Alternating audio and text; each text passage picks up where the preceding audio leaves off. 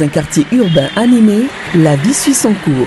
Mais derrière chaque action se cache un choix entre vigilance et négligence. Fatou, ouvrière dans le BTP. Elle lance des travaux d'extension sans prévenir EDMSA. Résultat, un câble coupé et tout un quartier privé d'électricité. Fatou, c'est la négligence,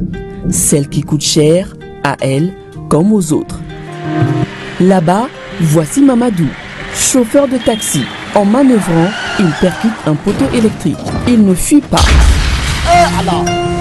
Il alerte immédiatement le centre d'appel des DMSA. Grâce à son geste responsable, un accident plus grave est évité. Mamadou, c'est le citoyen exemplaire. Celui qui agit pour la sécurité de tous.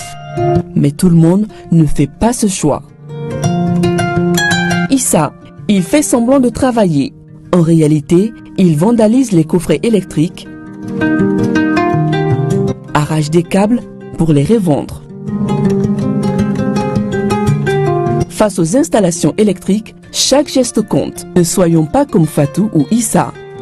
Soyons comme Mamadou. Vous êtes une entreprise? Avant d'engager tous travaux de creusement, veuillez contacter les services de EDMSA pour ne pas endommager les installations souterraines. Citoyennes, citoyens, signalez tout acte suspect, accident ou cas de vandalisme sur le réseau électrique, y compris au niveau des poteaux, en appelant le 36 077 ou à l'agence EDMSA la plus proche. Merci de votre collaboration.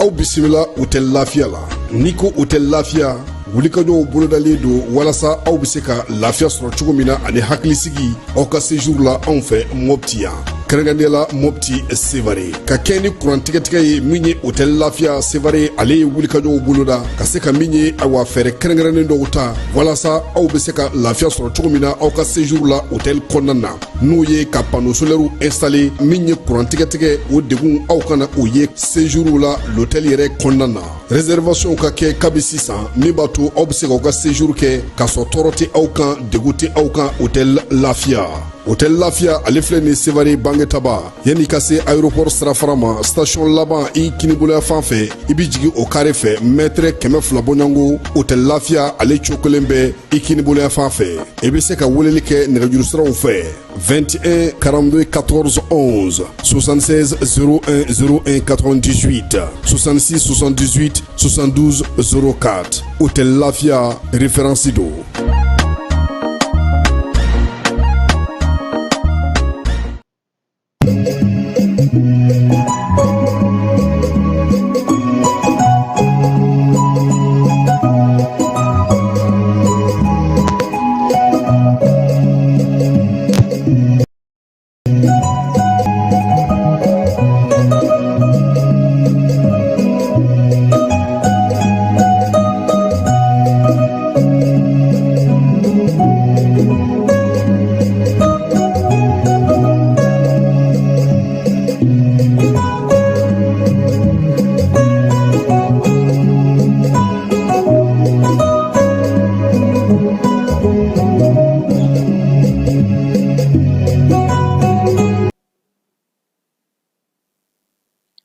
Foli ani walimadɔn an bɛ o lase aw ma ni sanga in na aw minnu sɔgɔlen no jani ka bɔlɔlɔ siraw bɛɛ lajɛlen na k'a fɔ ko aw bisimila aw ka wulada fɛ kunnafoliw kɔnɔna la bamanankan ka kɛ ni bi dɔn ye mɛ kalo tile 15 san 2025 an b'a fɔ k'aw ka kulo ni gɛlɛjɛ ko ɲuman bi kunnafoliw bakurubaw bɛna tali kɛ an ka jamana saba fara ɲɔgɔn kan jamana saba olu ye finitigilaka bolo bila sen kan n'a bɛ wele ko force unifiée olu ye wulikajɔba dɔw kɛ ka jugu ka dankari kɛ o la an ka jamana kɔnɔna la samiya fɛ ji bɛ tiɲɛni kɛ maaw kun yaasa ka se ka fura sɔrɔ la jamana ɲɛmaaw u ye fɛɛrɛ dɔw bila sen kan seko ni dɔnko bunakun kan sifinnakaw olu bɛ se ka u da don fasoko la cogo min na ani fo ka taa se ka hakilina cari kosɛbɛ jamana kanu ni jamana baaraw la o kɛra lajɛba dɔ sen ye mun kɛra an ka jamana seko ni dɔnko minisiriso fɛ kunnafonidilaw olu ye tile 3 kalanbulon kɛ kalanbulon mun n'a bɛ tali kɛ kunnafonidila bɛɛ lajɛlen mɔgɔ bɛ kunnafoni di sira fɛn fɛn bɛɛ ka se ka sigi ka fɔ kɛ cogo min na ka bɛnkan sɔrɔ mali kunnafoni bɛ se ka jɛya cogo min na nunde kunafoli bakulubaw ye an bena kunafoli wɛrɛ fara mun kan sɔni k'o lase aw ma an b'a fɔ ko aw danga na janni ka wulada kibaruyaw kɔnɔna la ka kɛ ni mɛ kalo tile 15 ye.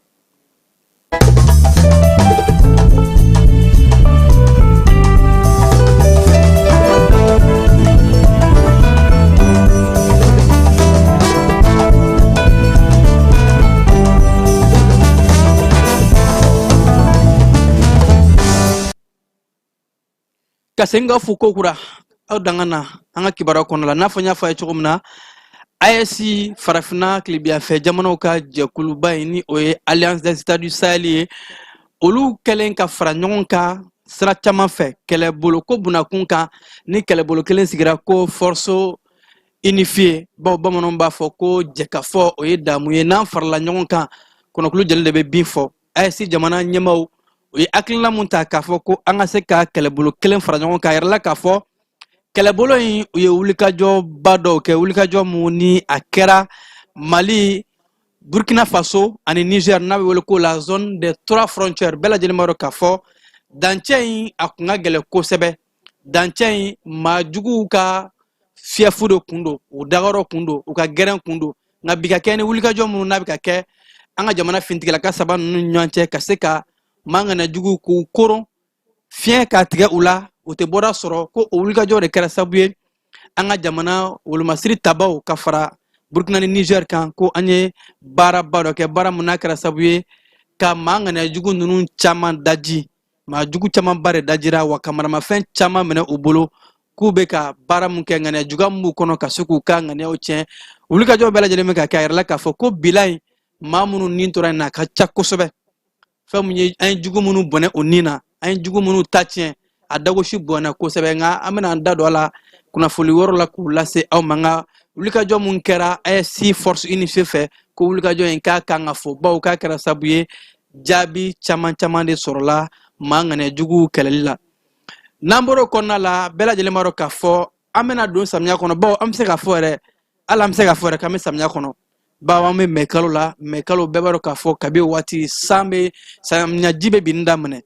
Bamako kɔnɔna la ni samiyaji ye binni daminɛ maa dɔw bɛ nisɔndiya ko funtɛni bɛna bɔ an kan nka waati o b'a sɔrɔ maa dɔw jɔrɔlen don parce que olu t'a dɔn u bɛna si cogo min na parce que ji bɛna don u kan ji bɛna kɛ sababu ye ka u sigiyɔrɔ falen o mun o bɛ kɛ an ka jamana kɔnɔ ka sababu kɛ maaw sigicogo jugu ye yaasa ka se ka fura sɔrɔ o de la jamana ɲɛmaaw u ye fɛɛrɛ kura ta fɛɛrɛ mun ni a bɛ kɛ sababu ye ka se ka jamana kɔnɔdenw k'u kisi jango maa minnu bɛ duguba kɔnɔnaw la minnu ni ji ka surun walima minnu bɛ jiwo siraw la jamana ɲɛmaaw y'a yɛrɛ k'a fɔ ko sigiyɔrɔ foyi tɛ jiwo sira ye o de la conseil des ministres la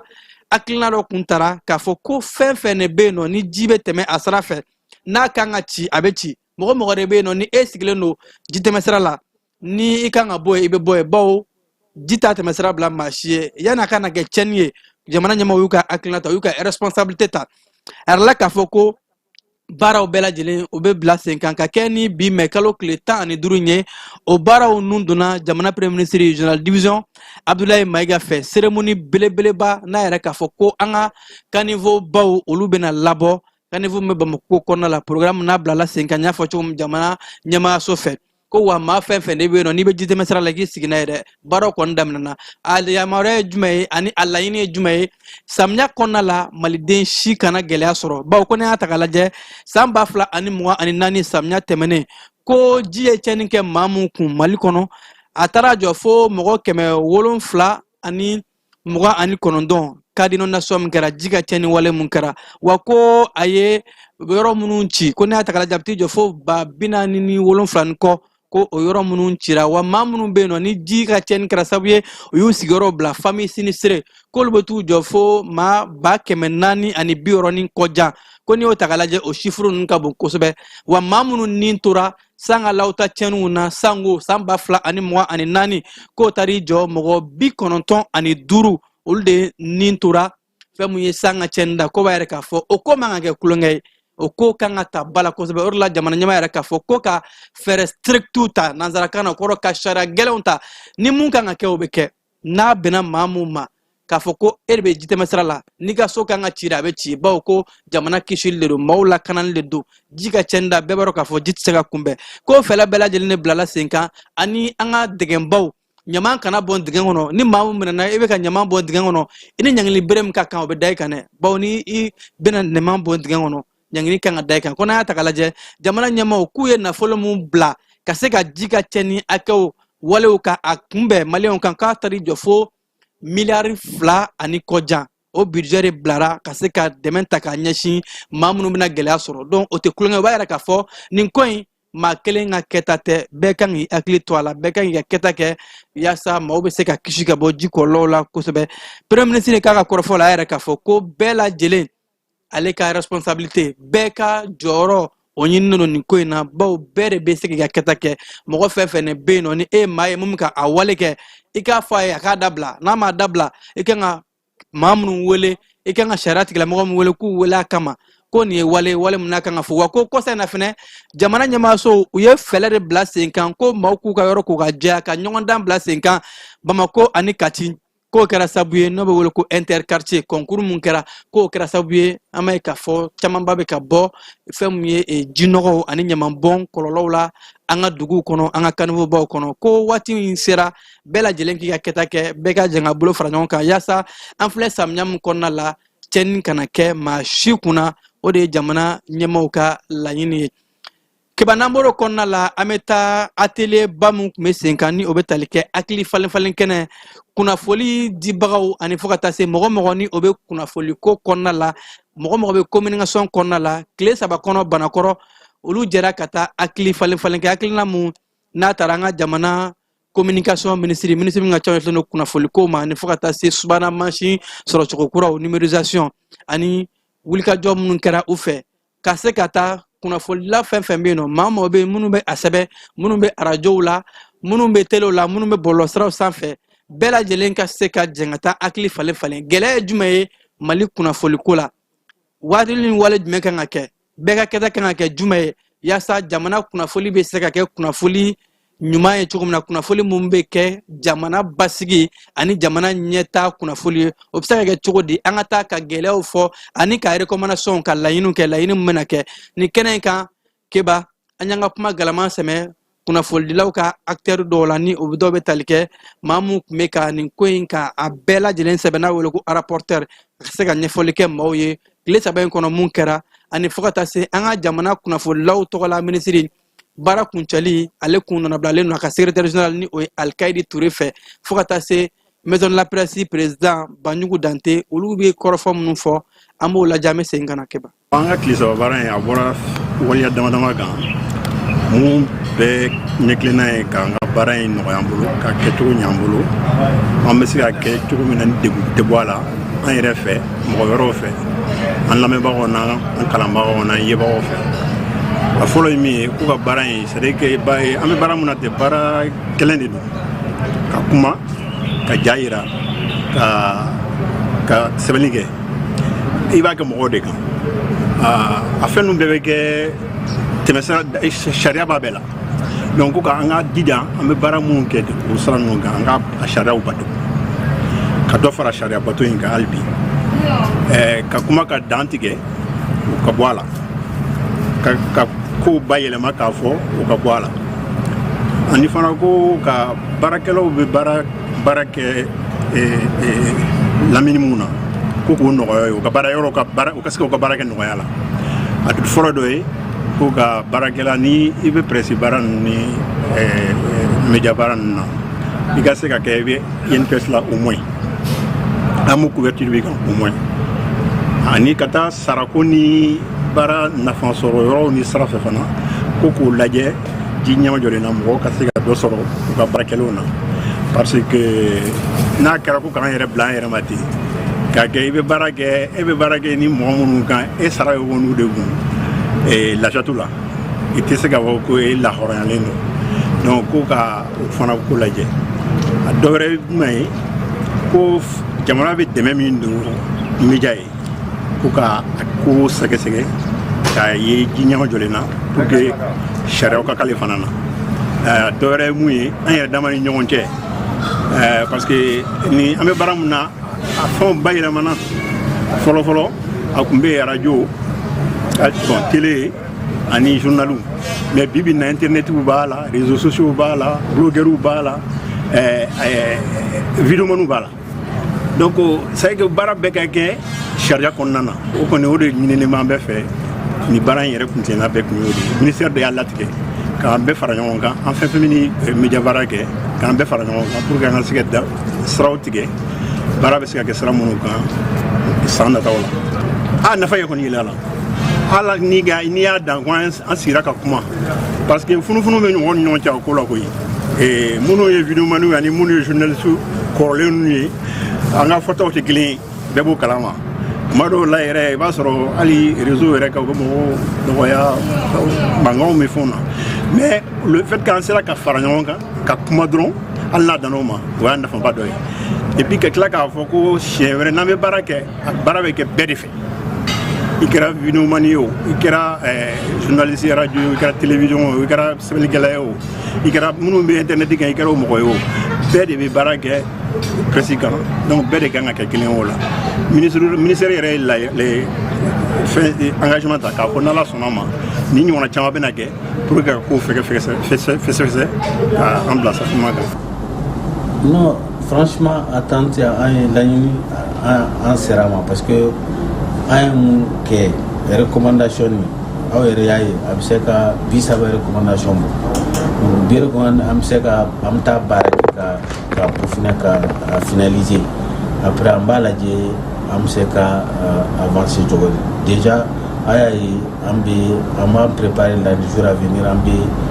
états généraux an fait co-organiser pour que vraiment presse yɛrɛ ka plan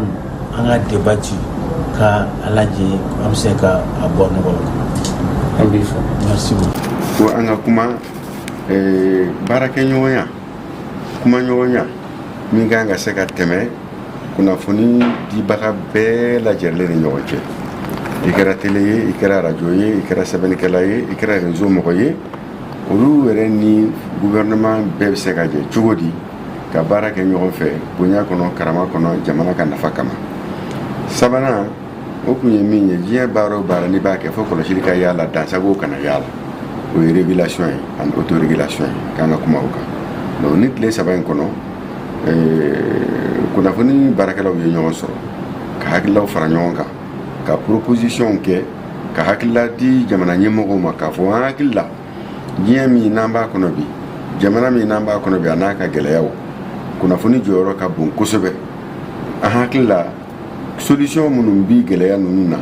ni jamana baarakɛlaw ye ni atelier in bɛnna fɛn minnu kan k'o fara u boloda la a b'u dɛmɛ kosɛbɛ u ka baara taabolo ɲuman na a b'a kun ye parce que mɔgɔ minnu nana ka na sigi baara in kɛra ni kɔnɔnajɛlenya ye a kɛra ni farifoni ye a kɛra bonya kɔnɔ a kɛra karama kɔnɔ donc bɛɛ lajɛlen bɛ min dɔn surtout minnu b'a kɔnɔ mɔgɔ ma wele ka na min t'a ɲɛ dɔn acteurs de wele la comme atelier yɛrɛ tɔgɔ min acteurs de wele la min bɛ public la min bɛ privé la bɛɛ nana ka n'i fɛta fɔ ni olu farala ɲɔgɔn kan ka baara kɛ n'a ye je pense que a bɛ fisaya. n'an bɔra o kɔnɔna la jamana ɲɔgɔn dɛmɛ ni ɲɔgɔn jigitigiw sira fɛ jamanakuntigi général d'armée Assimi Goïta n'a fɔ kɛnɛyaso caman u ye courant ta k'a d'u ma panneau solaire ani fo ka taa se batterie ma yaasa kɛnɛyasow bɛ se ka banabaatɔw furakɛ cogo min na mako kana jɔ courantko la o siratigɛ de la Bamako sigida 2nan commune de maaw olu ye panneau caman sɔrɔ n'a fɔ a fɔra cogo min na dernière génération panneau subahana labanw minnu ka ɲi kosɛbɛ yaasa commune de ka se ka yeelen sɔrɔ ka se ka baara kɛ waati bɛɛ banabaatɔw mago bɛ u ka furakɛli ni courantko la waati u ka se k'o sɔrɔ a yɛrɛ la k'a fɔ ko nin wale in kɛra nisɔndiya ye sans fil kɛnɛyaso bawo ko dɛmɛ min tara ka ɲɛsin u ma a bɛ tali kɛ panneau 487 panneau mun bɛ yen nɔ ko ni o ye 475 kg ye ani fo ka taa se batterie 3 batterie mun ni o ye 200 kg ye batterie kumabaw nin wale in ko a kɛra ka kɛ ni mɛ kalo tile 14 ye baaraw olu bɛɛ lajɛlen kɛra jamana kɛnɛya ani ɲɔgɔn dɛmɛ minisiri muso ni o ye médecin colonel Assa Bajalo Touré olu ka jɔ mun a yɛrɛ la k'a fɔ a setɔ la commune de kɔnɔ sigida 2nan a kunbɛnra ni nisɔndiya dan ye commune de maaw fɛ bawo a kelen kun tɛ ani ji ani courant ministre o kun bɛ a nɔfɛ ni o ye Boubacar Diané ye o ka conseil spécial o kun bɛ a nɔfɛ ani fo ka taa se maa mun bɛ jamanakuntigi ka dɛmɛ ko kunna ni o ye Agib Dambele ko in a kɛra yɔrɔ ye sans fil fo ka taa se commune de maaw bɛɛ lajɛlen nisɔndiyara u y'a yɛrɛ k'a fɔ ko nin hakilina in u b'a tari ko hakilina laɲini ye jumɛn ye kɛnɛyaso tɛ se k'i jɔ ka courant kɔnɔ bawo bɛɛ b'a dɔn k'a fɔ courant ko jɔyɔrɔ ka bon kosɛbɛ kɛnɛyasow la waati banabaatɔw gɛlɛya bɛ se ka u sɔrɔ urgence ani fo ka taa se o n'a ɲɔgɔn caman ma ko nin ye fɛɛrɛ ɲuman ye jamanakuntigi a ye hakilina min ta yaasa Mali kɛnɛyasobaw ka se ka panneau solaire k'u d'u ma u ka se ka u yɛrɛ ta autonomisation courant ko sira fɛ keba politiki ko bunakun kan bɛɛ lajɛlen b'a dɔn k'a fɔ jamana ɲɛmaaw u ye hakilina ta k'a fɔ ko parti politikiw olu ka baaraw ka ɲɔngiri ni waati in na fɔlɔ o baaraw gulonnen parti mun bɛ yen nɔ ni o ye Ala ma hinɛna Sumayila Sise ale ka parti politique URD keba hali n'a sɔrɔ URD bilama a ko ka ca parce que URD cayalen don URD maaw u ye communiqué dɔ bɔ communiqué mun n'u y'a yɛrɛ k'a fɔ ko jamanakuntigi u ye hakilina mun ta jamana ɲɛmaayaso ye hakilina mun ta k'a fɔ ka partiw ka baaraw gulon nin waati in na ko olu bɛ hakilina ko il prend acte k'u y'a faamu ko o de la u bɛ a ɲini u ka groupe bɛɛ lajɛlen fɛ groupe minnu bɛ bɔlɔlɔsiraw fɛ groupe WhatsApp ani fo ka taa se groupe wɛrɛ fɛn fɛn bɛ yen k'u bɛɛ lajɛlen k'u ka daw sɔgɔ fɔlɔ nin waati in na ani ko fo ka taa se secrétaire fɛn fɛn bɛ yen nɔ u ka bureau fɛn fɛn bɛ yen nɔ ko bɛɛ lajɛlen ka bureau datugu nin kuma in na fɔlɔ yaasa gulonni waati mun ni an b'a kɔnɔ ka se ka nin kuma in k'a latɛmɛ fɔlɔ donc communiqué mun ni URD maaw y'a kɛ ka kɛ ni parti politique olu ka baaraw ɲɔngirilen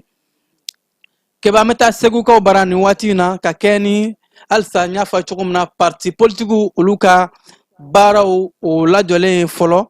segukaw ka kɛ ni alamisadon ye olu ye wulikajɔ ba dɔ kɛ wulikajɔba mun n'a kɛra Segu gouverneur kɔnɔna la kɛnɛ yɛrɛ kan Segu marabolo ɲɛma gouverneur ni o ye commissaire général de police Suleiman Traoré ale mun ni ale kɛra Segu marabolo ɲɛma ye sisan an ye k'a fɔ polisi ɲɛma kɔrɔ kun don Bamako kɔnɔna la polisi ɲɛmaaba donc olu bɛɛ lajɛlen tun bɛ kɛnɛ kan ka fara Segu préfet ani maire dugutigilakaw Segu cɛkɔrɔbaw n'u bɛ wele ko sages olu bɛɛ lajɛlen tun bɛ nin kɛnɛ in kan ni ka taa wulikajɔ kɛ ka a ɲini ko segukaw bɛɛ lajɛlen fɛ ni waati in na ko jamana bɛ yɔrɔ min na sisan nɔ jamana ɲɛmaaw ye hakilina mun ta ko bɛɛ lajɛlen kan ka jamana ɲɛmaaw ka hakilinaw ka a to a nɔfɛ bɛɛ kan ka hakilina ninnu labato bawo ko n'a y'a ta k'a lajɛ parti politikiw jɔn m'u ka baaraw kɛ sifinnakaw don musow don o ni jamanadenw o ni maa nantanjɛw ni o ye société civile ye o n'olu de bɛ jan ka baara kɛ ɲɔgɔn fɛ ko o de la olu ye nin sigi sen kan k'a fɔ bɛɛ lajɛlen ka kɛ basigi karamɔgɔ ye bɛɛ ka to jamana ɲɛmaaw kɔ an b'a ye k'a fɔ jalajɛ in kan sifinnakaw ka jɛkulu musojɛkulu fo ka taa se Segu marabolo dugu caman ka lasigidenw tun bɛ kɛnɛ kan ko kuma ye mun ye bi bɛɛ ka se ka kɛ basigi karamɔgɔ ye bɛɛ ka se ka jamana ɲɛmaaw k'u ka hakilinaw labato n'o kɛra n'an bɛɛ jɛnna ka an bolo ɲɔgɔn ma ko basigi mun ni jamana bɛ a ɲini an bɛ to o kɔnɔna la keba halisa Segu marabolo kɔnɔ an b'a ye k'a fɔ segukaw bara fɛn min ye jateminɛlikɛla dɔw ye ni o ye diɲɛ jateminɛlikɛla n'u b'a wele ko OCHA olu ka document dɔw y'a yɛrɛ k'a fɔ mun bɔra ka kɛ ni mɛ kalo tile 13 ye ko Segu marabolo kɔnɔna la ko maa ŋanɛjuguw ka walew ko a cayara kosɛbɛ kɛrɛnkɛrɛnnenya la u bɛ taa mugujugu min bila maaw ɲɛ n'a bɛ wele ko engin explosif improvisé ko o cayara kosɛbɛ ani fo ka taa se maaw olu ka bali ka tunu n'a bɛ wele ko enlèvement ko o cayara Segu marabolo kɔnɔna la fɛn mun ye OCHA ale ka sɛbɛnfura dɔ senfɛ a ye nin jateminɛli in kɛ k'a bila bilakaw fɛ yen nɔ n'an taara yen an b'a ye k'a fɔ kamiyɔnba dɔ minɛna kamiyɔn mun ni a yɛrɛla k'a fɔ ko garibuden caman tun bɛ a kɔnɔ bila commissariat de police olu ka wulikajɔw de kɛra sababu ye ka se ka kamiyɔn in ka bolo da a kan a yɛrɛla k'a fɔ ko maa mun tun b'a kɔnɔ ni o ye garibudenw ye n'i y'a ta k'a lajɛ k'a bɛ t'i jɔ fo mɔgɔ 177 la ko in ko a ye maaw dabali ban commissariat ni o ye bila maaw ye olu ka wulikajɔw kɔnɔ la u sera ka tɛgɛ da nin kan ko jateminɛw yɛrɛ k'a fɔ ko kamiyɔn in k'a bɔra Burkina yan fɛnw de fɛ ka tɛmɛ san fɛ wa a tun bɛ k'i kunda Masina de kan ko ɲininiw ni sɛgɛsɛgɛliw kɔfɛ ko sifinnaka mun bɛ ni o ye garibudenw ye ni karamɔgɔ dɔw bɛ u ta ka taa u bila fɛn mun ye kuranɛkalanw na a dɔw bɛ u to o sira fɛ k'a fɔ ko dugumakalan dɔw bɛ to dugumakalan de fɛ ka taa don baara cɛjugu caman na ani fo ka taa se fɛn wɛrɛw ma ko n'i y'a dɔw ta k'a lajɛ sifinnaka minnu don u san yɛrɛ ma se wa u bɛ wale mun ta ka ɲɛsin u ma tubabuw b'a fɔ min ma ko trafic d'enfants k'a bɛ se ka qualifier o la nka ko ka kɛ ni polisilakaw ka wulikajɔ n'u ka jateminɛliw ka vigilance o kɛra sababu ye u sera ka tɛgɛ da ni mɔbiliba in kan nka an bɛ don min na ko bi sɛgɛsɛgɛliw bɛ ka kɛ ko in a bilala kiiri tigilamɔgɔw ka bolo ka kɛrɛnkɛrɛnla Segu procureur ani fo ka taa se tribunal instance min bɛ Segu olu bɛɛ lajɛlen ye ko in ta ba la o ye ko in ta ka u tɔmi sigi a kan kosɛbɛ ka u sɔnni d'a kan k'a fɔ k'u ka se ka wulikajɔw kɛ ani fo ka taa se minisiriso min ka ca ɲɛtilen don den muso ani denbaya ma bɛɛ lajɛlen de i tɛgɛ don nin ko in na ko nin ko in bɛ se ka bugunatigɛ cogo min na bawo mɔbili falen tantɔn garibuden na u bɛ ka taa min u bɛna taa mun kɛ u bɔra yɔrɔ jumɛn a ko kɔlɔlɔ bɛ se ka kɛ jumɛn ko sɛgɛsɛgɛliw bɛ ka kɛ o de senfɛ yaasa ka se ka a ko bugunatigɛ keba an bɛ taa fan fɛ an bɛ sɔrɔ ka na kɔkan kibaru kɔnɔna la.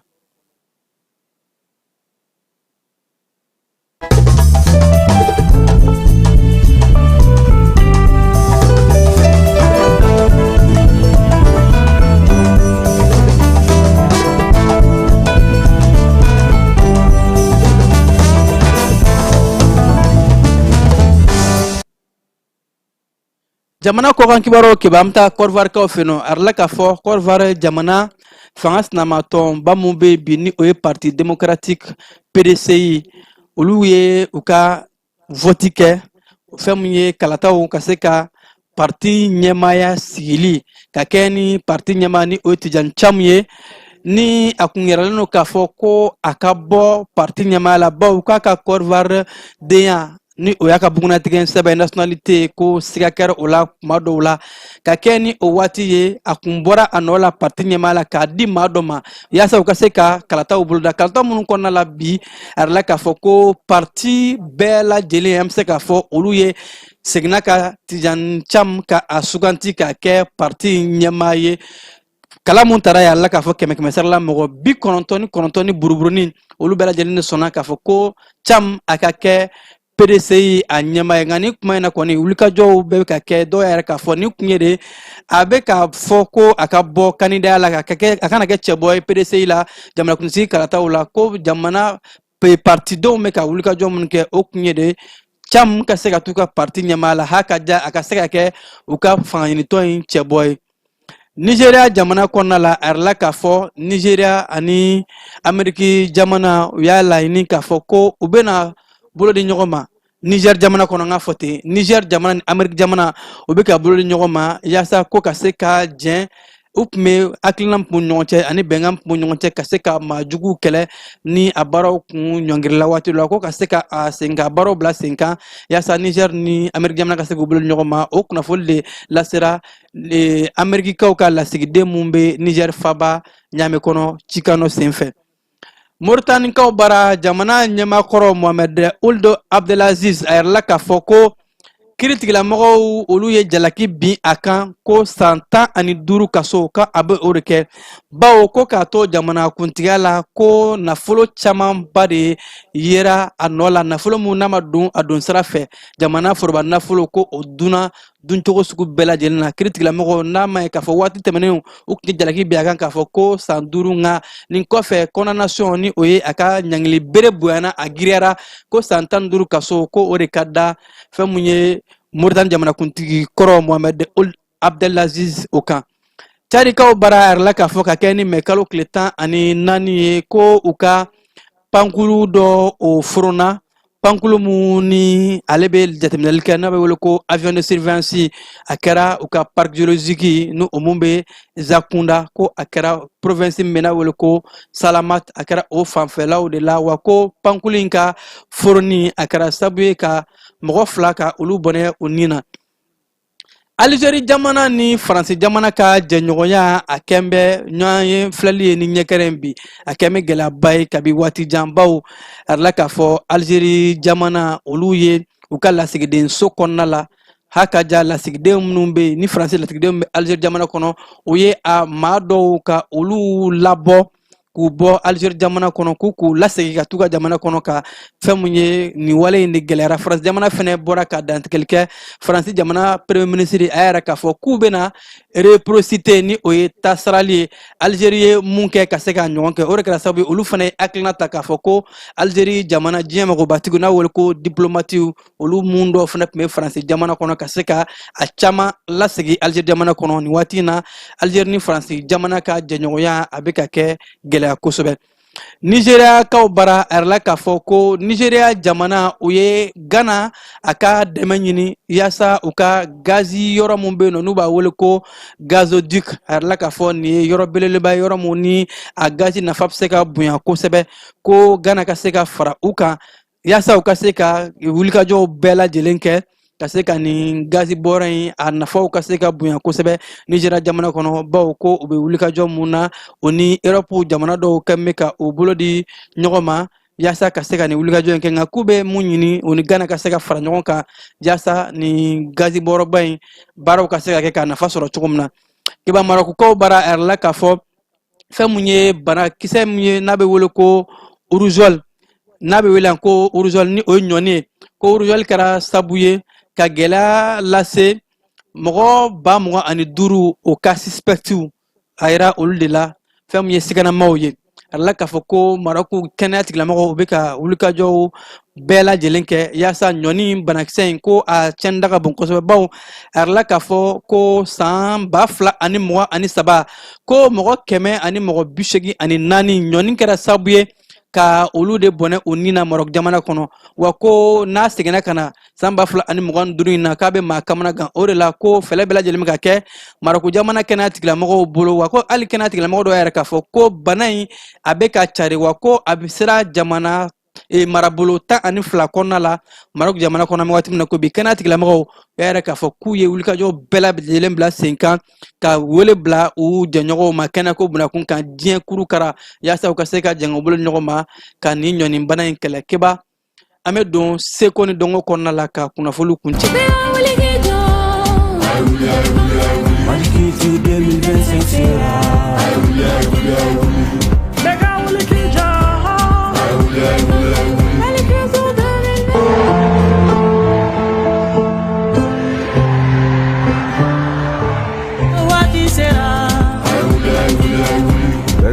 Leka wuli k'i jɔ.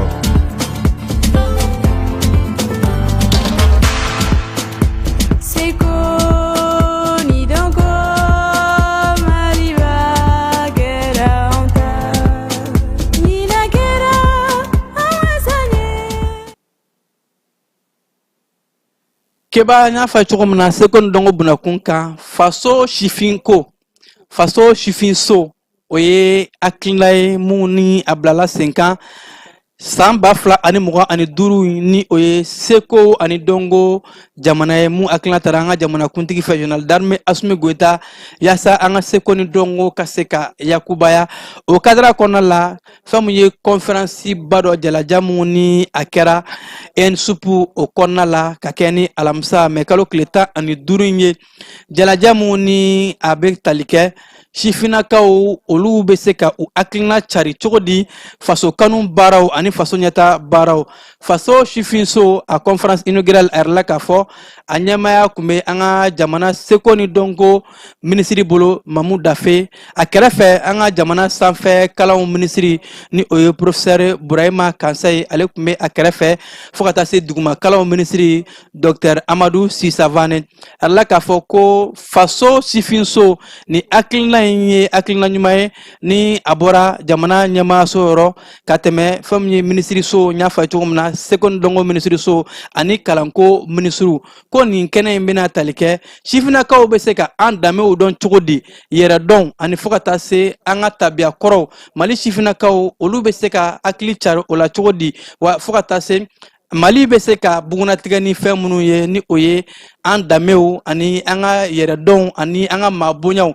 maliyɛn ni o ye an bugunatigɛ sɛbɛ diɲɛ fantan ani naani bɛɛ lajɛlen o de ye hakilinaw carila o de kalanbulon kɛra sifinnakaw kun professeur Mamadou Keita ni ale ye ngo karamɔgɔ ye ani fo ka taa se sɛbɛnnikɛla don ale fana tun bɛ yen nɔ mun ye a yɛrɛ k'a fɔ an ka kanw olu ka don ba la ani fo ka taa se an tabiyaw sifinnakaw ka se ka ba don o la cogo min na an ka jamana seko ni dɔnko minisiri Mamu Dafe kɛlen ka kɔrɔfɔta kuma in na a yɛrɛ ka kɛnɛ in kan a yɛrɛ k'a fɔ ko faso sifinso a hakilina in ka ɲi kosɛbɛ bawo a bɛ faso kanu ka sinsin sifinnakaw kɔnɔ ani fo ka taa se an danbe an seko ni an danbe maliyɛn bugunatigɛ ye jumɛn ye maliden kura bɛ se ka labɛn cogo di ni an ka kɔrɔlenw ye ko an bɛ ka don taabolo kura min kɔnɔ o man ka to an ka kɔrɔlenw bila kɔrɔlenw an ka nafaw mun bɛ an bugunatigɛ an b'o ta cogo di ka se ka o ni kuraw fara ɲɔgɔn kan bawo ko diɲɛ bɛ ka yɛlɛma kura min kɛ o man ka to sifinnakaw an ka fili an danbe ma